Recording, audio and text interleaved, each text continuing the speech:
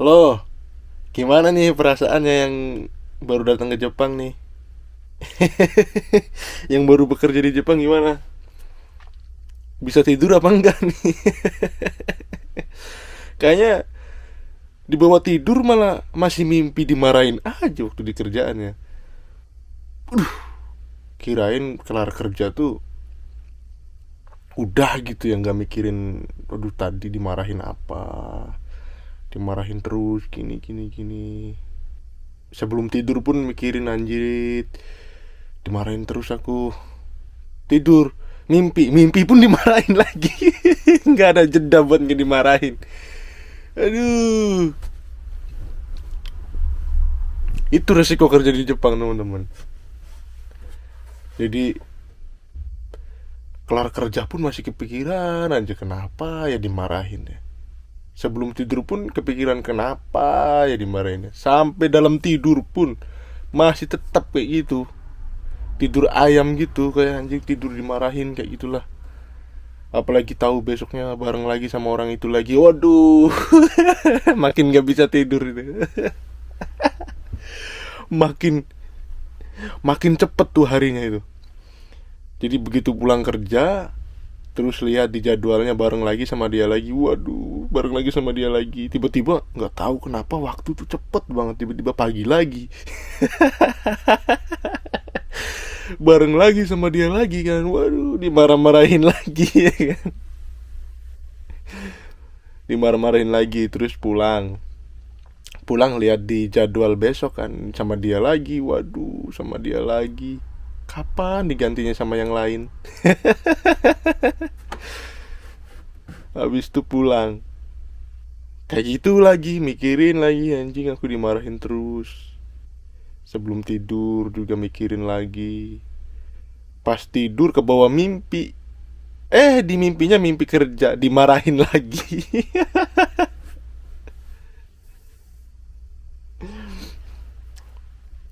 Itu tahap-tahap awal buat kalian-kalian yang nanti datang ke Jepang ya. Mungkin nggak semua ngerasain kayak gini, tapi rata-rata ngerasain kayak gini. Jadi nggak tenang aja bawaannya, tuh gelisah aja bawaannya. Mikirin terus besok tuh, waduh besok tuh dimarahin apa enggak gitu. Mikirin terus kayak gitu aja. Apalagi tahu tuh besoknya sama si senpai ini. Waduh, kayak males banget gitu bawaannya pengen berangkat kerja itu. Nah, nanti kalau kalian udah bisa ngelewatin hal-hal kayak itu, ngelewatin ke nggak nyamanan itu, lama kelamaan tuh jadi terbiasa, jadi bandel, jadi biasa aja. Jadi ya udah, jadi ya udahlah. Capek juga mikirin dimarah-marahin mulu, capek, capek sendiri. Kalau kita udah ngelewatin tuh kita sendiri yang capek, capek dimarahin terus, capek mikirin terus. Sebelum tidur capek aku mikirin, udah libas aja, mau dimarahin mau nggak libas pokoknya gitu kan. Nah lama kelamaan kita kan akhirnya bisa tuh kerjanya, ya sedikit sedikit bisa lah gitu, bisa mulai berkurang tuh dimarahinnya, mulai berkurang. Sebenarnya bukan berkurang dimarahinnya, tapi masih dimarahin karena kita terlalu banyak jam terbangnya, terlalu banyak dimarahinnya.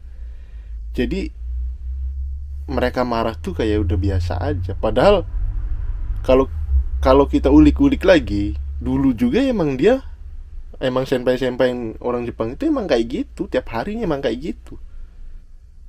Kalau kita mundur ya, mundur ke belakang, pas kita tiap dia ngomel-ngomel terus kita pikirin sebelum tidur, keadaan, ya keadaan lagi tenang tuh kita mikirin terus kenapa ya dimarahin terus.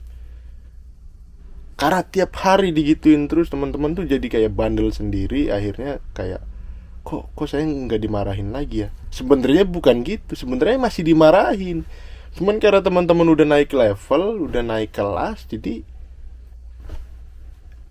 yang dulu dimarah-marahin itu level-level kayak itu mah cacing. Itu mah debu gitu. Jadi lama kelamaan bakalan naik kelas sendiri. Jadi mereka marah-marah itu kayak udah bener di telinga itu plong, pulang kerja itu plong, udah dia itu marahin apa yang udah lupa gitu. Awal-awal anjing tadi dimarahin gini, aduh dimarahin ini, aduh dipikirin aja kan. Ya memang ya itu manusiawi banget sih, manusiawi banget. Sampai kapanpun manusia pasti selalu seperti itu ya. Dan saya juga sama kayak kalian juga, sama awal-awal datang ke Jepang juga seperti itu, sama kayak kalian. Bahkan sampai sekarang pun saya sedikit masih ada sedikit rasa baper tuh masih ada. Dan video ini menjawab pertanyaan gimana cara mengatasi baper. Sebenarnya nggak ada caranya, cuman kita sendiri tanpa kita sadari itu bisa mengatasi semuanya. Semua rasa baper itu bakalan bisa diatasi dengan diri kita sendiri tanpa kita ketahui ya. Saya juga nggak tahu caranya kayak gimana, cuman tiba-tiba bisa sendiri, tiba-tiba terbiasa sendiri dan nggak tahu caranya kayak gimana. Mudah-mudahan kalian yang sedang di fase-fase neraka ini di Jepang, fase-fase nggak enak di Jepang, fase-fase dihabisi di sini di Jepang, semoga kalian bisa lancar keluar dari fase-fase ini. Semoga kalian bisa lolos dari ujian ini. Semoga kalian bisa sabar dan ikhlas. Insya Allah nanti kalau teman-teman udah lulus dari ujian itu, dari cobaan itu, kesananya bakalan saya pengen lama di sini.